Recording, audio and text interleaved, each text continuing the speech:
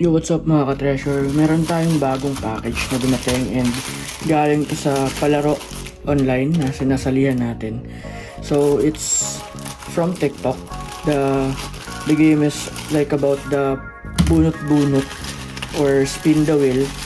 So, ito yung nauuso ngayon din sa TikTok eh.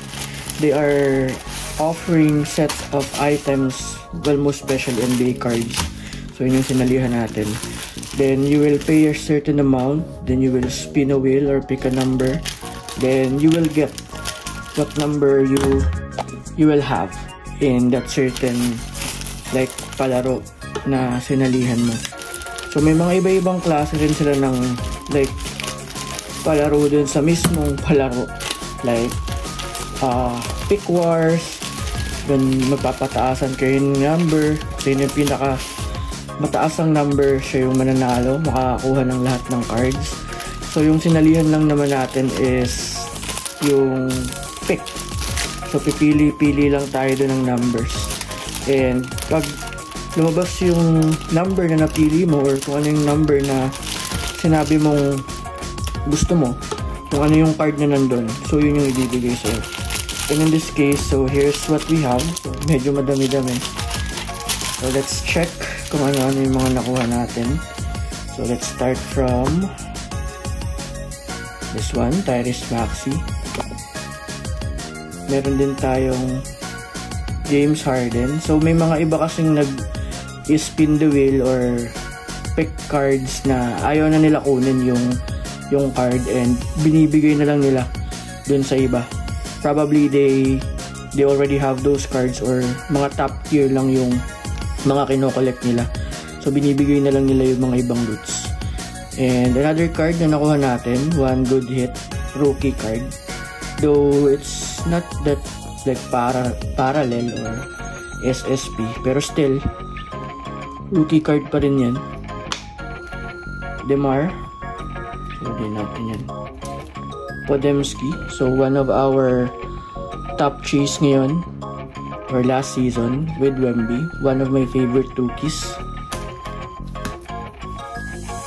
And another Maxis, dalawan siya. 80 Panini.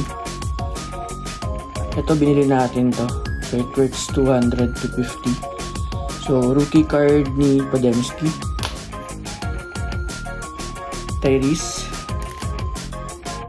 Another Hackes na rookie card. And this is one of the good hit that I have. There you go. And last, Justin Lewis Auto. So yun yung mga nakuha natin na well, I can say top hits for the palaro pick numbers. So ayan siya. So yan, na-share ko lang. So dahil hindi tayo ganun karaming budget for buying like expensive boxes or packs, so salin lang tayo sa mga palaro.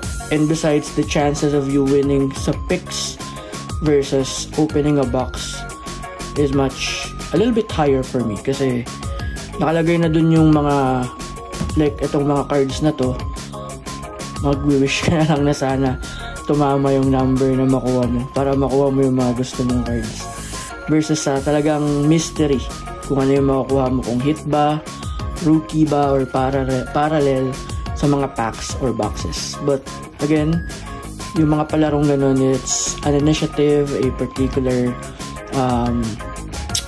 new style of lottery pick.